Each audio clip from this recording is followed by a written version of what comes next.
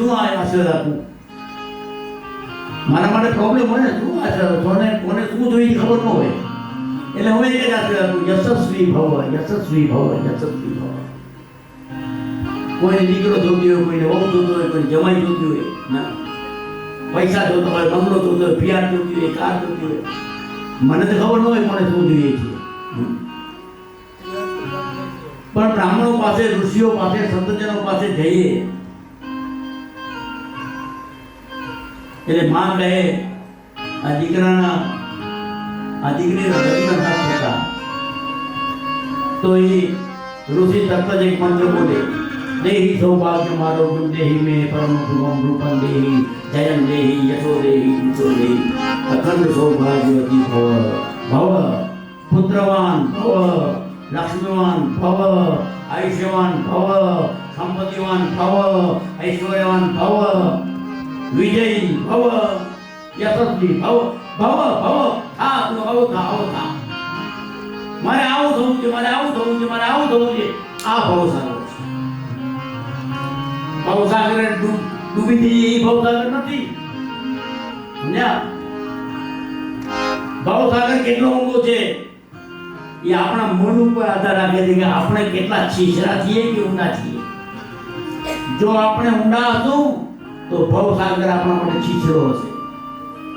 જો આપણે છીછરા હશું તો ભવસાગર આપણા માટે ઘણો ઊંડો હશે. વિટેવરી ઉભા આણી અરે મહારાષ્ટ્રમાં બધું બોલ તો બોલો.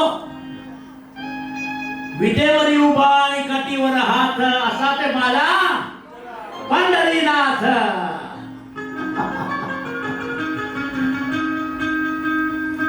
જો તમને કોઈ સારું બોલવા વાળા હોતાની જરૂર ને મને સારું સાંભળવા વાળા શ્રોતાઓની જરૂર ગરજ હોય. અને સામે ઈકો પડે, પડઘો પડે તો જેમ પૂનમના ચંદ્રને જોઈને દરિયામાં ભરતી આવે ને ઉમાના ભરતી આવે ને આમાંથી નહીં અહીંયાથી કાંઈક નવું નીકળતું જાય. આમ ઉભો છે પંડરીનાથ કમર સુધી પર હાથ રાખીને. ગભરા નહીં, ભવસાગર આટલો જ છે, ઊંડો નથી, કૂદકો માર. આ યશસ્વી ભવ, લક્ષ્મીવાન ભવ, વિજય, આ ભાવ જ્યારે છૂટી જશે ને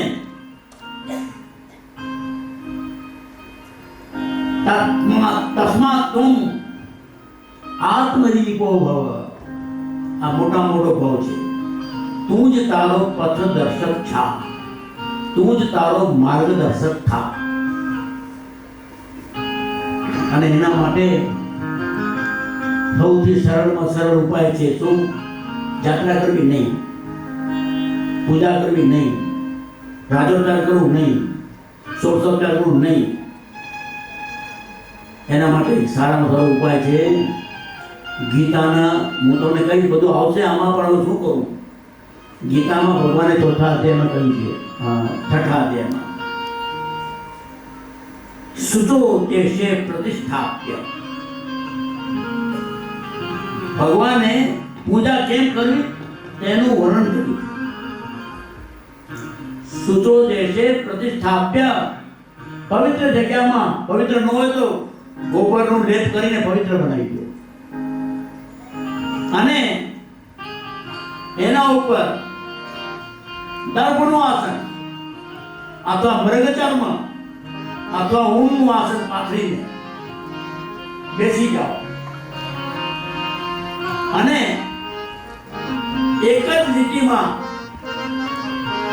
શિરો, ગ્રીવ, પૃષ્ઠ, પીઠ, કમર, ગરદન અને મસ્તક એક જ લીટીમાં હોય. આમ નહીં, આમ નહીં, આમ નહીં, આમ. અને તમારી સામે તમારી મૂર્તિ હોવી જોઈએ જેની પૂજા કરતા હો તે. જો તે ન હોય તો ફક્ત ઓમ લખેલું હોય તો ચાલે. તમારો ગુરુ આપેલો જે ઇષ્ટ મંત્રનો જપ છે એ કરતા રહેવાનું. શ્રી કૃષ્ણ શરણમ મમ, જે આવડે તે, જે જેનામાં તમને શ્રદ્ધા હોય તે એ જપ કરતા રહેવું. પણ કેવી રીતે કરવું?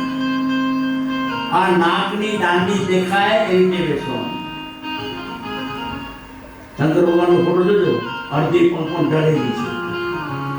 અને તમે અડધીમાં પણ ઢળી જાશો ને તો આ નાકની નાની દેખાશે. મને તો અત્યારે પિક્ચર દેખાય છે, માઇક દેખાય છે.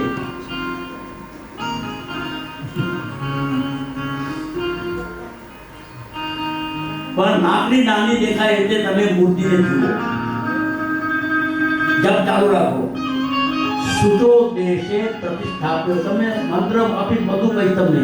તમે ગીતા ખોલે ફક્ત એટલી જ શરત છે, મારી વિનંતી છે તમને કે ઘરે જઈને ગીતા ખોલજો ને જોજો. મહારાજ કહેતા હતા એટલે નહીં, કૃષ્ણએ કીધું છે. કૃષ્ણએ પૂજા પદ્ધતિમાં અગરબત્તી નથી, પૂજા પદ્ધતિમાં દેવો નથી, પ્રસાદ નથી, કશું જ નથી. આ બધી 1600 પૂજા અને અભિષેક ને આમ ને તેમ બધું પાછળથી આવ્યું છે. જેમને મનને એકાગ્ર કરતા નથી આવતું તે આવી રીતે કરે, ચિંતન એકાગ્ર કરતા નથી આવતું તે આવી રીતે કરે. બાકી યોગથી તમે, આ યોગ છે, ધ્યાન યોગ. જો તમે આવી રીતે બેસો તો ધીરે ધીરે શું થશે ખબર છે? જો આ હજારો વખત મેં હજારો લોકો સામે કીધું છે અને એના પરિણામ પણ આવ્યા છે. સમજશો તો આવશે, નહીં તો નહીં આવે. તમારી સામે એક મૂર્તિ છે, કોઈ પણ મૂર્તિ છે, બાલકૃષ્ણ લાલો છે, વિષ્ણુ છે, માતાજી છે, શિવલિંગ છે, જે કોઈ મૂર્તિ છે તે આમ નાકની નાકની સામે હોવી જોઈએ, અડધી પાંપણ પીળેલી. અને તમે ઓમ નમઃ શિવાય, ઓમ નમઃ શિવાય, ઓમ નમઃ શિવાય, ઓમ નમઃ શિવાય, ઓમ નમઃ શિવાય બોલતા બોલતા બોલતા બોલતા બોલતા એકાગ્ર ચિત્ત થઈ જાય તમારું. તમારી સામે જે ફોટો હશે, મૂર્તિ હશે, જોજો તમે. આંખની પડત પાડવી નહીં. હલો,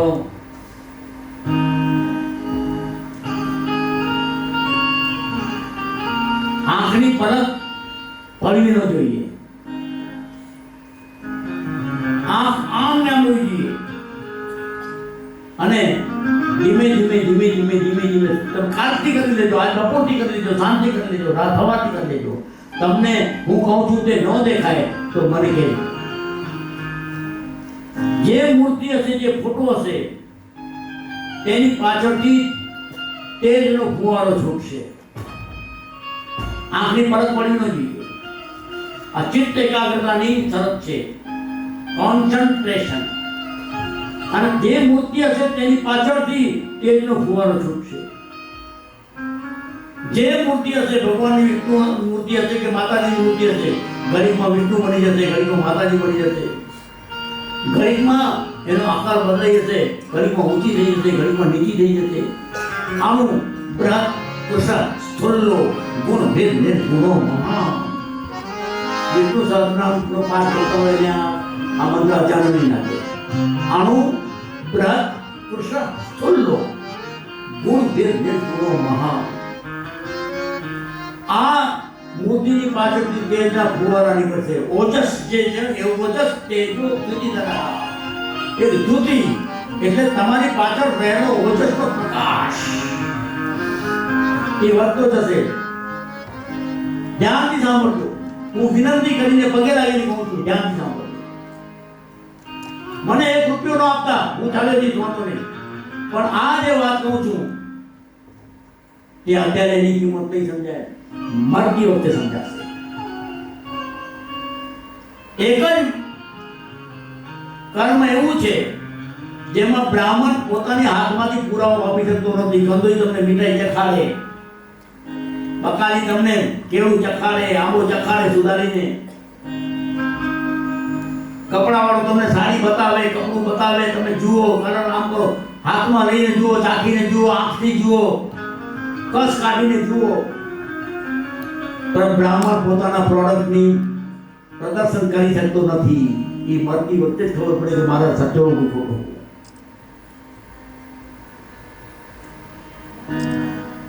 જ્યારે આ ઓજસના ફુવારા છૂટશે, તમારું ચિત્ત એકાગ્ર થશે.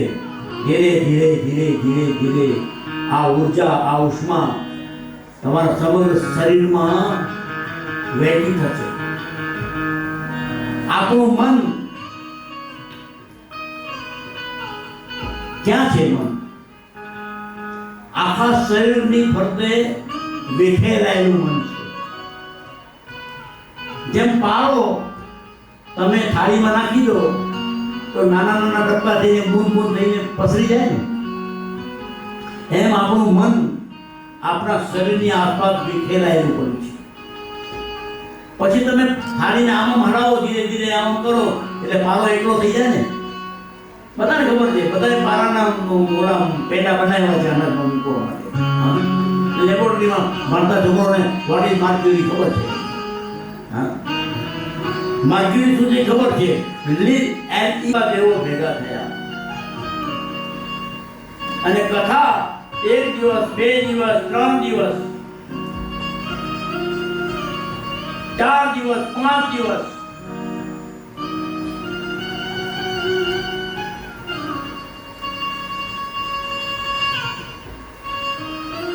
સાતમો દિવસ થયો અને બધા લોકો આ કથાનું શ્રવણ કરી રહ્યા હતા.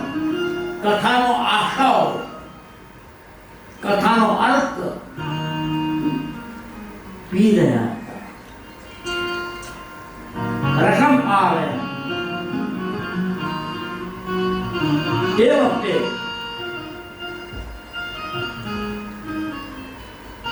શું થયું? દૂર દૂર દૂર જય જયકારનો અવાજ સંભળાવા માંડ્યો. આનંદ ઘાટ ઉપર કથા ચાલે છે. હજારો ઋષિઓ અને ભક્તવૃંદો ભેગા થયા છે. બહાર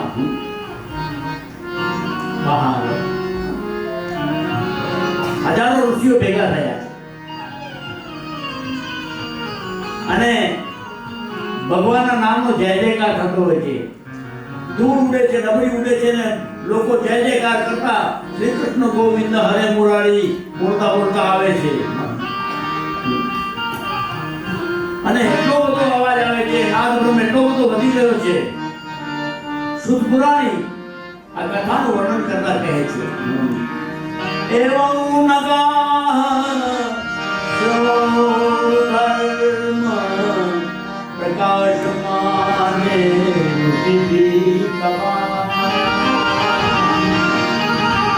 આચાર્ય ને કહું સમભૂતદાની કરુચ્યતે શુંસો ન કર્તુમ. શ્રી કૃષ્ણ ગોવિંદ હરે મુરારી નાથ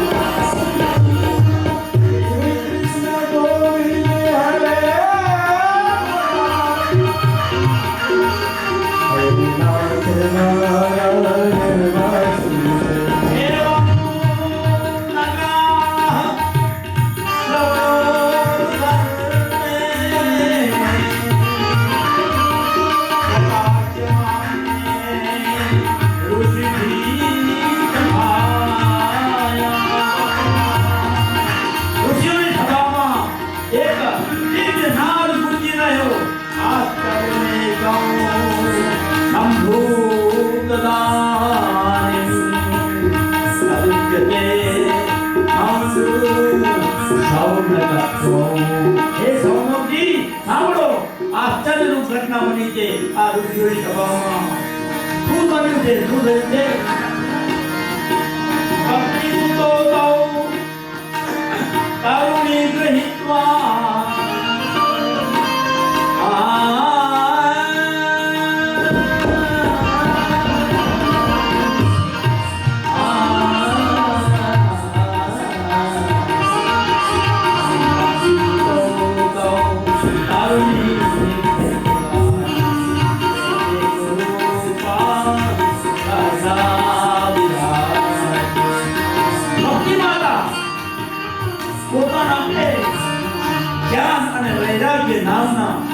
જે વ્રત થઈ ગયા હતા એવા પુત્રોને નાચતા કૂદતા લઈ આવ્યા.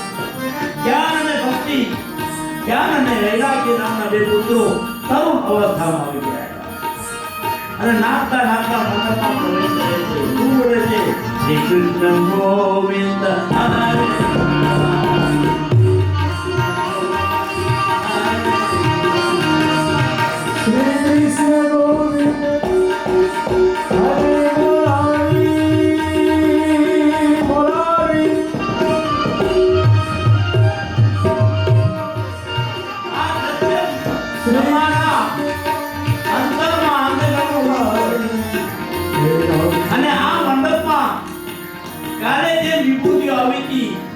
ત્યારે ગામડો ક્યારે આવીને નાચે તમને ખબર જ નહીં પડે.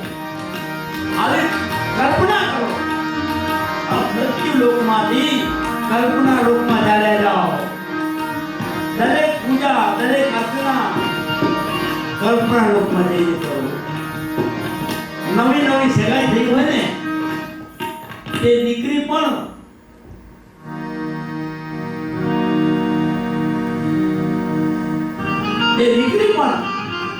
અગાસી પર એકલી બેઠી હોય અને આંખ બંધ કરીને કલ્પના લોકમાં જાય. આ બધાને અનુભૂતિ થઈ હશે. અને એના સાસરિયાના આદરમાં કરાવના કિનારે પોતાના પતિની સાથે વાતો કરતી હોય એવી એને કલ્પના આવે.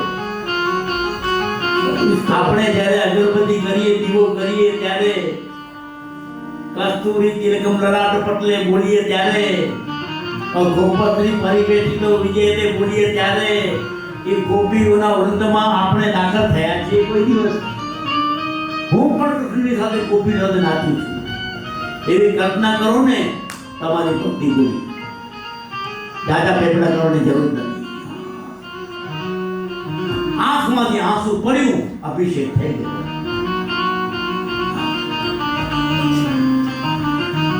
ચૈતન્ય મહાપ્રભુ એની વાત કરી પછી ઘણી બધી છે. શું કરું, ક્યાં ક્યાં જવું, કોનું કોનું કહેવું.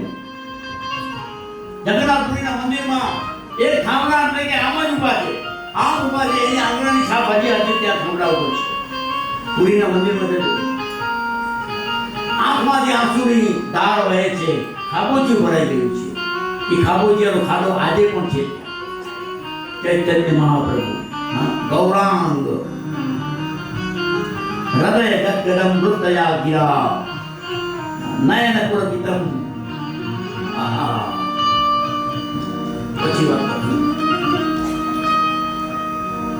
તેજાગદામ માલવતાર્થ ભૂષા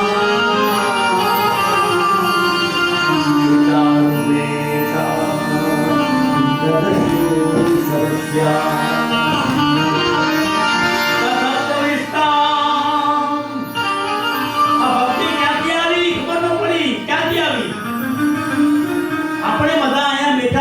ભાગવત ચાલે છે. ઋષિ કુમારો ભાગવત કરે છે. નારદજી બેઠા છે, શ્રોતાગણો બેઠા છે. સુનો સુનો સુનો. એ હાથ ઊંચા કરીને માથું કૂટીને કહું છું સાંભળો. ઉર્ધવા હું વિરો મેં ન કચિત સુનો.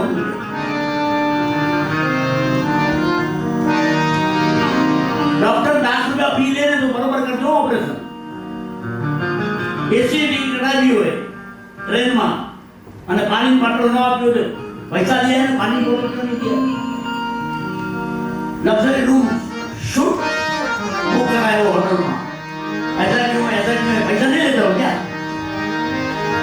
બધેને કારણે જેટલી ફી આપી હતી ને એટલી ડિમાન્ડ પૂરી કરવાનો આગળ રાખીએ છીએ આપણે. હા, બ્રાહ્મણને જ કહે મારે કયા બધા ઘાસણા બધા વધારે કયા.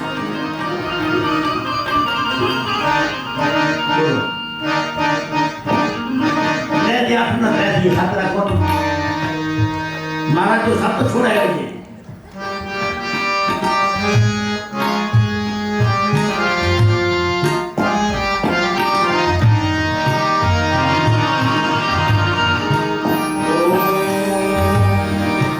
આવી ક્યાંથી અમે બધા બેઠા છીએ તો આ બધા જ્ઞાન અને વૈરાગ્ય નાચતા નાચતા ક્યાંથી આવ્યા? આ ભક્તિ માતા નાચતા નાચતા ક્યાંથી આવી? તમ મૂળાધારે સ્થિતોસી નિત્યમ. ખબર છે ને બધાને? બધા બોલીએ છીએ આપણે ગણપતિ પાંચે પાંચ અતરશીર્ષમાં ગણપતિ અતરશીર્ષ બહુ જ પ્રચલિત છે. તો મૂળાધારે સ્થિતોતિ નિત્યમ. આ ગણપતિની સાથે 3.5 આંટા મારીને બેઠેલી એક કુંડલીની શક્તિ છે, એક નાગણ છે.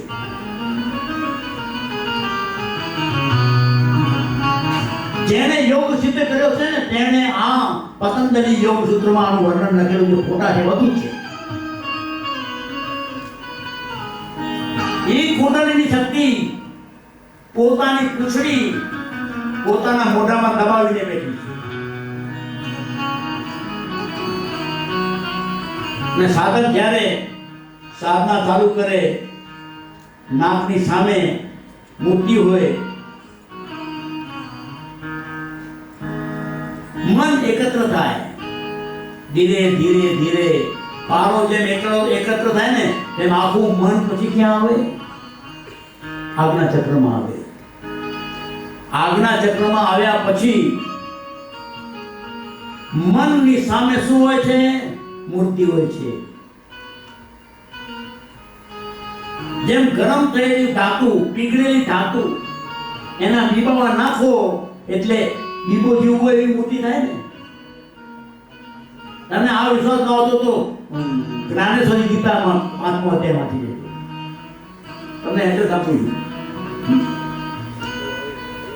એ મન જ્યારે સામે જે મૂર્તિ છે, શિવની છે, પાર્વતીની છે, માતાજીની છે, જેની હોય તેની, એમાં જ્યારે પડે એટલે તેનું રૂપ લઈ દે. મન મૂર્તિમંત થાય. આ મૂર્તિમંત શબ્દ એટલા માટે આવ્યો છે. મૂર્તિમંત એટલે શું?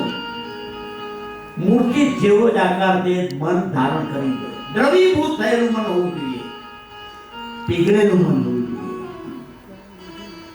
પછી એટલી સાધના ઉત્કૃષ્ટ થઈ જાય, એટલી સાધના સિદ્ધ થઈ જાય. તું બ્રહ્મ છો, તું બ્રહ્મ છો.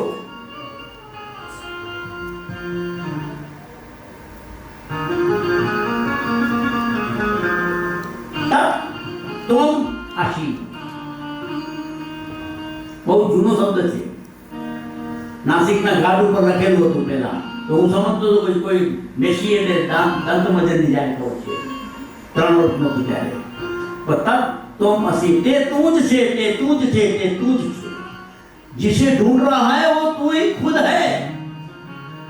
तत्वम असी. गुरु જ્યારે શિષ્યના હાથ માથા પર હાથ મૂકીને કહી દે ને, ત્યારથી આ જ્ઞાન પ્રાપ્ત થતા તે શિષ્યની લાચારી જતી રહે, એની દીનતા જતી રહે. તે માંગવાનું બંધ કરી દે. શા માટે માંગો? કોની પાસે માંગો? હા. અને 1000 હાથ વાળો મને એક હાથ સાથે 1000 હાથથી દેવા માંગશે તો હું 2 હાથથી કેટલું ભેગું કરીશ? અને એ 1000 હાથ વાળો 1000 હાથથી લેવાનું ચાલુ કરશે તો હું 2 હાથથી કેટલું બચાવીશ?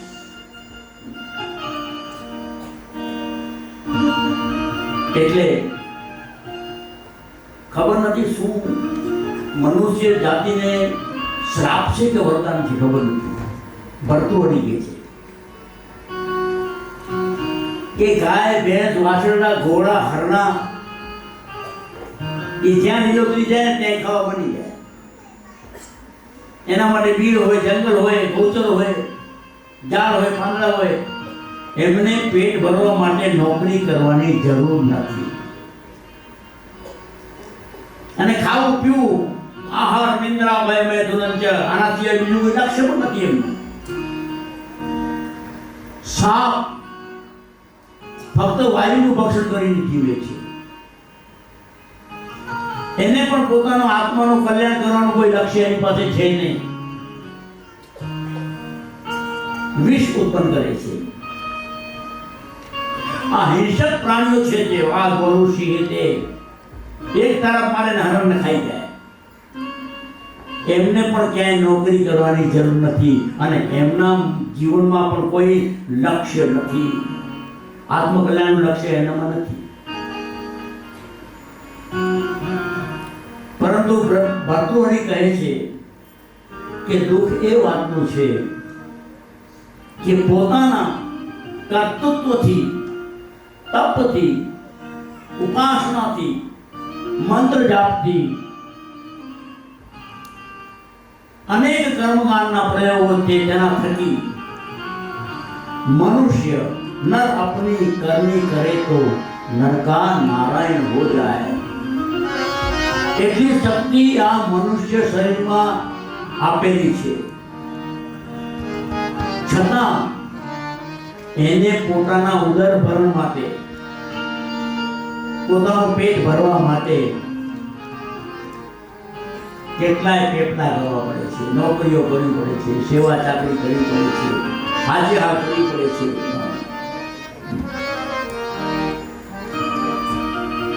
જ્ઞાન વૃત્તા, વયો વૃત્તા, તપો વૃત્તા તથા પરે।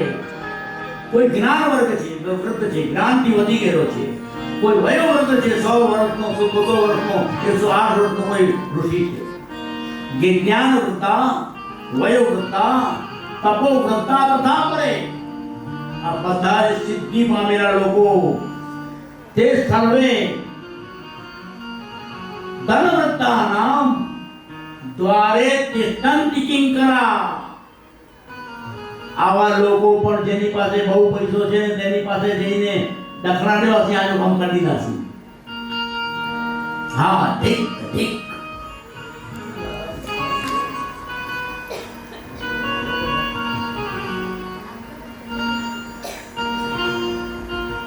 આ જ્ઞાન, તપ, આ આત્માની ઉન્નતિ માટેનો જે ઋષિઓએ બતાવેલો માર્ગ છે તેમાં બ્રાહ્મણ અગ્રસર છે, જ્ઞાનીઓ અગ્રસર છે, ઋષિઓ અગ્રસર છે, તપસ્વીઓ અગ્રસર છે। અને મનુસ્મૃતિમાં મનુ મહારાજે પણ કહ્યું છે, एतत् देशे प्रसुतस्य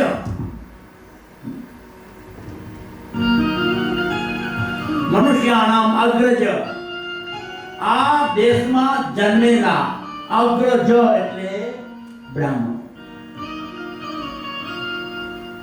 વિરાટ સ્વરૂપના મુખમાંથી પ્રગટ કોણ થયું છે? બ્રાહ્મણો શંખમાસિન બાહુ રાજન્યાસત ઉતદ યજ્વૈશ્ય અભ્યામ શુદ્રો અજાયત। એતદ દેશે પ્રસુત છે, આ દેશમાં જન્મ લીધેલા છે, અગ્રજ છે એટલે કે બ્રાહ્મણો છે, એને શું કરવાનું છે? મનુ મહારાજની આજ્ઞા છે, જાઓ, ઘર છોડીને જાઓ, ઘરે ઘરે જાઓ, ગીતા લઈ લો, ભાગવત લઈ લો, વેદ લઈ લો, ઉપનિષદ લઈ લો, જ્ઞાનેશ્વરી લઈ લો, જે તમારી પાસે સાધન હોય તો લઈ જાઓ અને જાઓ, એક એક ઘરે જઈને જ્ઞાન માર્ગનો પ્રચાર કરો, પ્રસાર કરો। અને વર્ષોથી બ્રાહ્મણો, વર્ષોથી ભક્તેષુ ગોવિંદ સ્વરૂપ કર્ત્રી, ભક્તોને કૃષ્ણમય બનાવી નાખનારી તું, ભક્તોને કૃષ્ણમય, કૃષ્ણ રૂપ બનાવી નાખનારી ભક્તિ। ભક્તિ હોય ને તો આપણે કૃષ્ણ કરતા કરતા કરતા કૃષ્ણના રૂપમાં અને પ્રેમ એક ધાત્રી, પ્રેમનો પ્રવાહ, પ્રેમ અને કરુણા ઉત્પન્ન થાય। ભવ રોગ હંત્રી, આ ભવ રોગ મટી જાય। ભવ રોગ એટલે શું?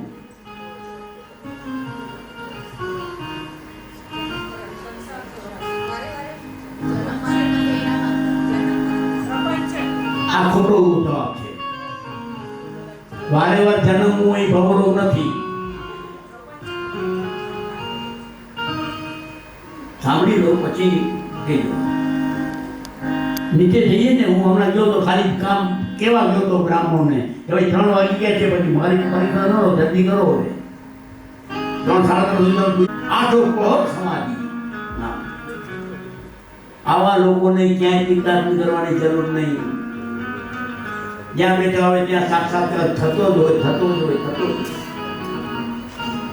વાંચો જ્ઞાનેશ્વરી, આપણા પગ પાસે પડી છે, બાજુમાં જ આપણે આનંદી છે, બાજુમાં પેટ્રોલ છે, મહારાષ્ટ્રમાં છે, બધું અને માવલી માવલી માવલી કહીને આપણે બધું કરીએ છીએ, પણ માવલીને ઓળખતા જ નથી. હા, શું કહું ને, ધિક્કાર છે આપણને. 14 વર્ષની ઉંમર તેની હતી. ચાંગદેવ પણ જેના પગે પડ્યો છે.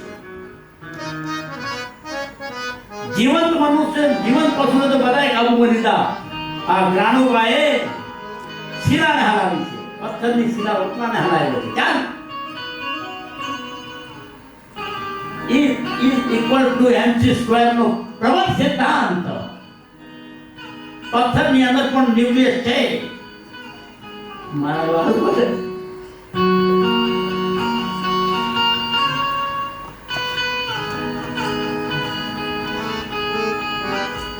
પથ્થરની અંદર પણ અણુ છે, એમાં પણ ન્યુક્લિયસ છે.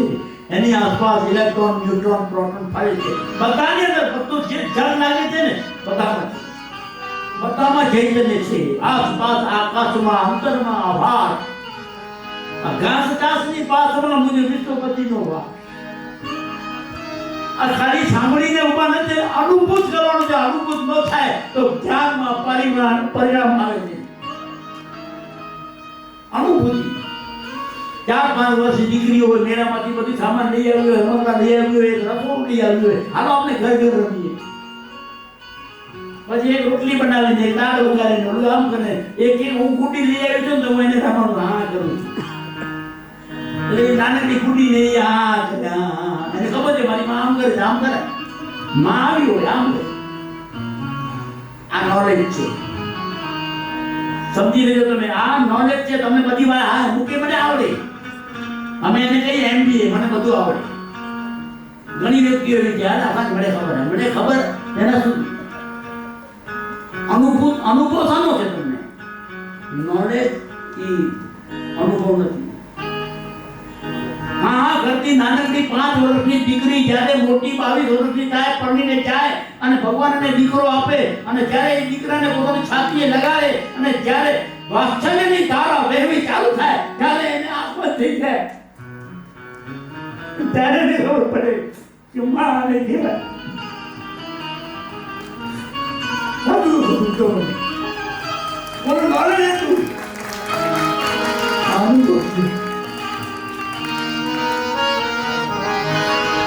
આપણે બધા દીકરીઓના ફંદામાં ફસાઈ ગયા છીએ. નોલેજ મેળવવા માટે મોબાઈલનો સહારો લઈએ છીએ. બધાને બધું જ ખબર છે. અમે બોલતા નથી કોઈ અમુક વિષય ઉપર, કારણ કે બધા તમે બહુ મહાજ્ઞાની થઈ ગયા છો મોબાઈલની લીધે. મોબાઈલે આપણું બાળપણ છૂટવી દીધું. મોબાઈલે આપણો શૃંગાર છૂટી દીધો. મોબાઈલે આપણી કાવ્ય રસિકતા છૂટી દીધી. કોઈને કવિતા બનાવતા આવતી નથી. એ તો પેલા નાના બાળકો બોલતા હતા કે હું તો પૂછું કે આ જાડવાની ટોચે જ્યાં હાથ ના પહોંચે ત્યાં મુકડો કોણે ગરી. બધાને ખબર છે આ બધી કાવ્ય આ નાનકડા છોકરાઓ પોતાના કલ્પના ના મનોવૈભવમાં રહેતા હતા. નાની મારી આંખ કે જુએ ભૂલી ગયો કેવી અજબ જેવી વાત છે નાના મારા પગ. હે નારદજી, તમારી આ ભાગવતની ઔષધિ અમને લાગુ પડી ગઈ. જ્ઞાન અને વૈરાગ્ય નામના મારા મૂર્છિત થયેલા પુત્રો સચેત બની ગયા છે, તમારી સામે નાચી રહ્યા છે. દિવસે અમારા ઘરમાં 3-4 માટલા ભેગા થઈ જતા હતા. કચ્છી કલ્ચર હતો. પાણી ભરેલું માટલું ભલે નાનું હોય મોટું હોય, પેલો બ્રાહ્મણજી ઘરે પધાર્યો. કારણ વૈશાખ મહિનો ચાલુ થવાનો હોય. હા, આવ્યો બરાબર થતો દેખ વૈશાખી ઉનાળો. આ બધી વાતો છે ને કાળના પેટમાં દટાઈ ગઈ છે. પરંતુ બ્રાહ્મણ માટે, ક્ષત્રિય માટે, વૈશ્ય માટે, શૂદ્ર માટે બધી જ વ્યવસ્થા આપણા ઋષિઓએ કરેલી છે.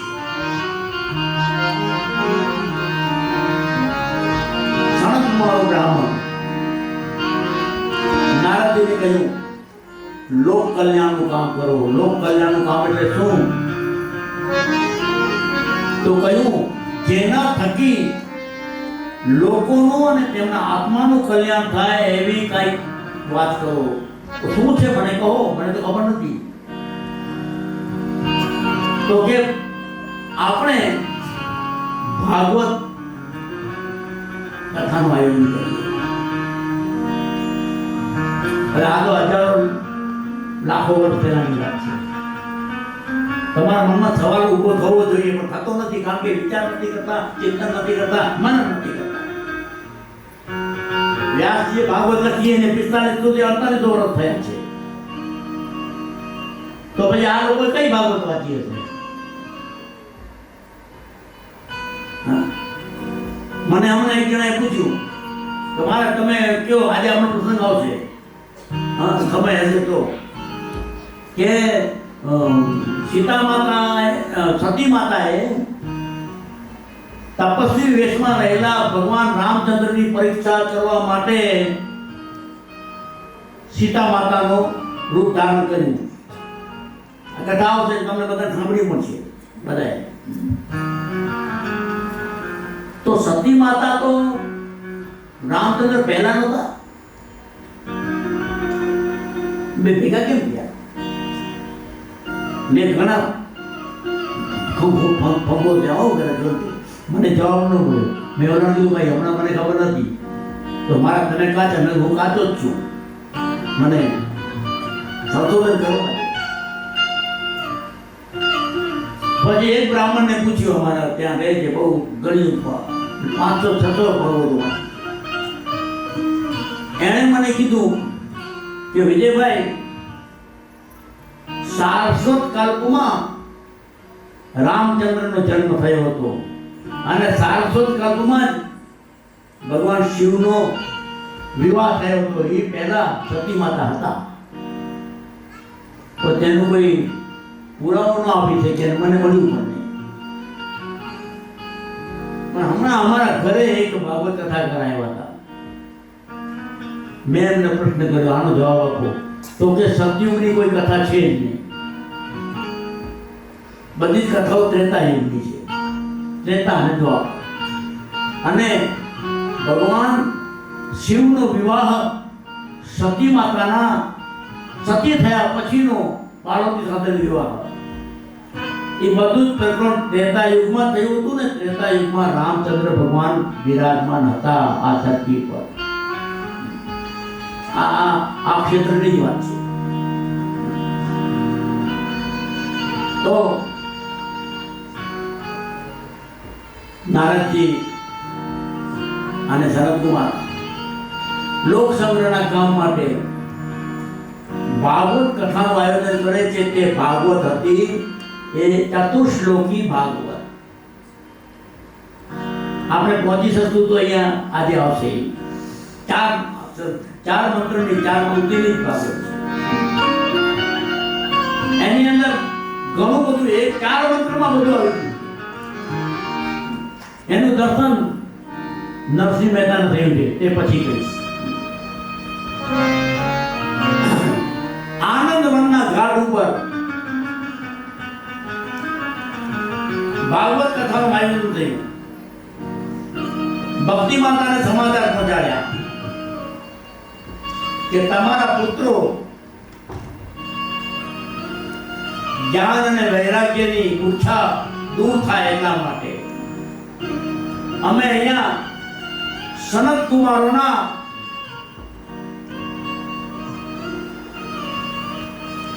વરિષ્ઠપણા નીચે ભાગવત કથાનું એટલે કે લોક સંગ્રહના કાર્યનું, લોક કલ્યાણનું આયોજન કર્યું છે. તો તમે આ કથાનું શ્રવણ કરવા આવજો.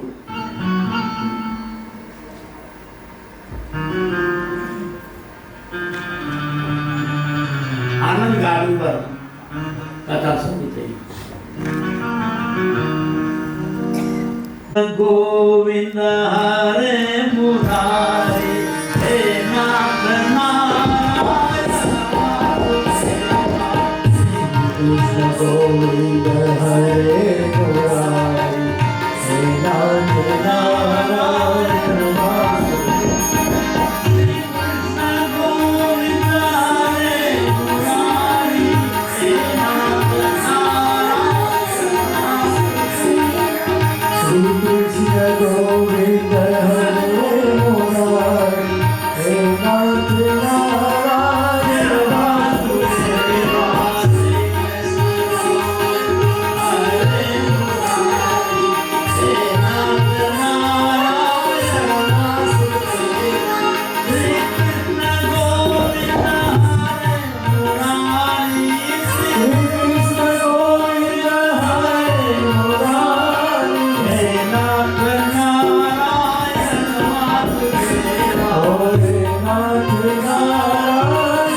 એની લીપ શું છે ખબર છે, પણ સિંદૂર શું છે ખબર નથી. કાલે વાત કરીશ. હા, આ પારો એક થઈ જશે. તેવી રીતે જ્યારે તમે આ કોન્સન્ટ્રેશનમાં બેસશો ત્યારે ધીરે ધીરે તમારું વેર વિખેર થયેલું મન ચિત્ત એકાગ્ર કરીને સાંભળજો. તમારું મન અપલિફ્ટ થશે. અપલિફ્ટ થઈને ક્યાં આવશે? તમારા આજ્ઞા ચક્રમાં આવશે. અષ્ટાંગ યોગ તો હજી બાકી છે. આ મહિનો દિવસ કથા કરો ને તો આરો ન આવે.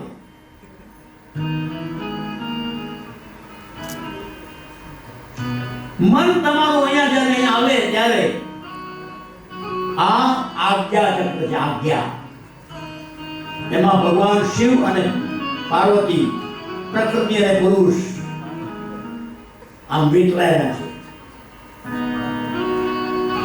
બધાને આ સ્વરૂપની ખબર છે. આપણે ગોદાવરી કિનારે પણ આવી મૂર્તિ છે, બધે દેખાય છે.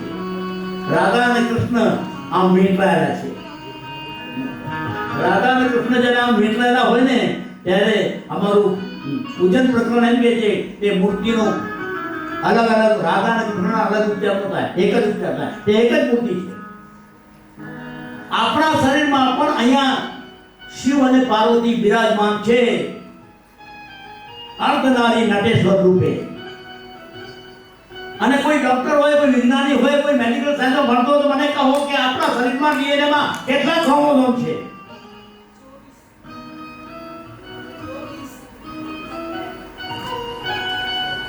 અડધા થોડા સાચા તો એક માર્ક ઓછો આવશે. 23 ક્રોમોઝોમ પોઝિટિવ, 23 ક્રોમોઝોમ નેગેટિવ. બરોબર? 23 ક્રોમોઝોમ મેલ, 23 ક્રોમોઝોમ ફિમેલ. એમાં જો એક ક્રોમોઝોમ એટલે ફિમેલ ક્રોમોઝોમ એક વધી જાય તો એ દંપતીના ઘરે દીકરીઓ જન્મે 5, 6, 7. વાંક પત્ની નડી જાય. પણ આ બધી ક્રિયાઓ છે ને પુરુષના શરીરમાં થતી હોય. ક્રોમોઝોમ્સનો દાતા પુરુષ છે, સ્ત્રીનો કોઈ વાત નથી. પરંતુ જો પ્લસ ક્રોમોઝોમ એક વધી જાય તો એના ઘરે દીકરાઓ જન્મે. આ ક્રોમોઝોમ વ્યવસ્થિત કરવા માટેનું પણ એક આસન છે. તમને કહી દઉં, ખાનગીમાં કહી દઉં, આંખ બંધ કરીને સાંભળજો. કે જ્યારે આપણે આપણું ઘડિયાળ પહેરી છે ને ડાબા હાથે, એ પહેરી સુઈ જાઓ. ઘડિયાળ નીચે આવે, ડાબો હાથ એટલે કહું છું, ઘડિયાળનો એટલે કે આપણને ડાબા જોવાની ખબર પડે એટલા માટે. આ પહેરીને સુઈ જાઓ. સૂતી વખતે તમે જોજો તમારી કઈ નાળી ચાલુ છે, ઈડા, પિંગળા અને સુષુમ્ના.